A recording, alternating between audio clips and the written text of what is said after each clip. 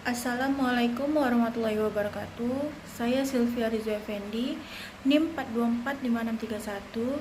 Saya dari kampus Institut Agama Islam Miftahul Ulum Tanjung Pinang. Di sini saya ingin membuat tugas UTS dengan mata kuliah kurikulum MI yang diampu oleh Bapak Dr. Saripudin MPDI. Di sini judul saya yaitu prosedur penilaian hasil belajar. Selamat menyaksikan. Yang pertama yaitu ada pendahuluan.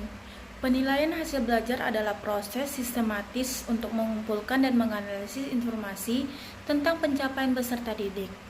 Tujuan utamanya adalah mengukur sejauh mana peserta didik telah mencapai kompetensi yang ditetapkan dalam tujuan pembelajaran. Penilaian bukan sekadar aktivitas akhir pembelajaran, melainkan bagian integral dari keseluruhan proses pembelajaran yang mendukung pengembangan potensi peserta didik secara optimal. Yang kedua itu ada tahapan penilaian hasil belajar, perumusan dan pemilihan. Perumusan tujuan penilaian spesifik dan terukur, pemilihan atau pengembangan instrumen penilaian sesuai kebutuhan. Yang kedua ada pelaksanaan penilaian. Pelaksanaan penilaian sesuai instrumen yang telah disiapkan, dilakukan secara objektif dan konsisten, dapat dilakukan sebelum, saat, dan setelah pembelajaran.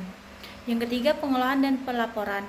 Pengolahan hasil penggunaan metode yang valid dan reliable, pelaporan hasil yang jelas, akurat, dan tepat waktu. Setiap tahap saling berhubungan dan mendukung. Selanjutnya ada perumusan tujuan. Tujuan penilaian harus dirumuskan secara spesifik dan terukur. Tujuan yang jelas membantu menentukan instrumen dan metode penilaian yang tepat. Pemilihan instrumen. Instrumen penilaian harus disusun sesuai dengan karakteristik peserta didik. Rencana penilaian wajib dimasukkan dalam perencanaan pembelajaran serta secara sistematis. Selanjutnya ada pelaksanaan penilaian. Sesuai instrumen, penilaian dilakukan sesuai dengan instrumen yang telah disiapkan sebelumnya.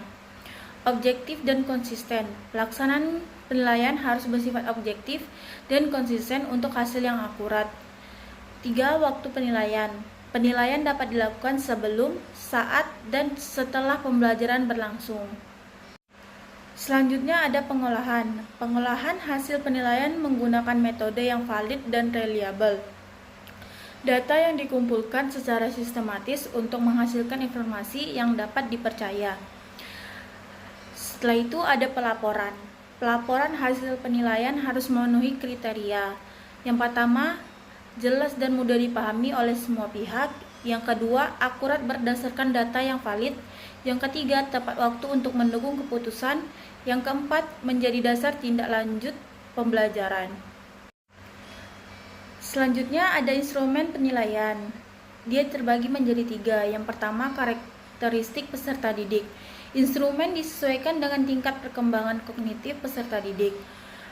Mempertimbangkan gaya belajar dan kebutuhan khusus, menyesuaikan tingkat kesulitan dengan kemampuan peserta didik. Yang kedua ada rencana pembelajaran. Instrumen harus selaras dengan tujuan pembelajaran yang ditetapkan. Penilaian terintegrasi dalam perencanaan pembelajaran. Indikator pencapaian kompetensi menjadi acuan penyusunan instrumen. Dan yang ketiga, contoh instrumen. Tes tertulis, pilihan ganda, uraian, dan esai. Observasi, pengamatan, sikap dan keterampilan peserta didik. Portofolio, kumpulan karya untuk menilai perkembangan belajar. Waktu pelaksanaan penilaian. Sebelum pembelajaran atau diagnostik, mengidentifikasi kemampuan awal dan kebutuhan belajar peserta didik sebelum materi diberikan. Saat pembelajaran atau formatif, memantau kemampuan belajar secara berkala untuk memberikan umpan balik dan perbaikan selama proses pembelajaran. Setelah pembelajaran atau sumatif, mengukur pencapaian kompetensi peserta didik setelah 1 unit atau periode pembelajaran selesai. Dan yang terakhir, penilaian berkelanjutan.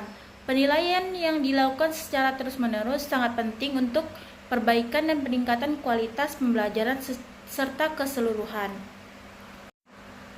Kesimpulannya, prosedur penilaian yang sistematis dan terstruktur terbukti meningkatkan kualitas pembelajaran secara keseluruhan. Setiap tahapan dalam prosedur penilaian, mulai dari perumusan tujuan, pemilihan instrumen, pelaksanaan, pengolahan, hingga pelaporan saling mendukung untuk menghasilkan data yang valid dan reliable. Dengan menerapkan prosedur ini secara konsisten, pendidik dapat memperoleh gambaran akurat tentang pencapaian peserta didik dan mengambil langkah tindak lanjut yang tepat. Mari bersama-sama menerapkan prosedur penilaian hasil belajar dengan konsisten demi meningkatkan mutu pendidikan. Baiklah, itu saja presentasi dari saya. Saya tutup dengan wabillahi taufiq wal hidayah. Wassalamualaikum warahmatullahi wabarakatuh.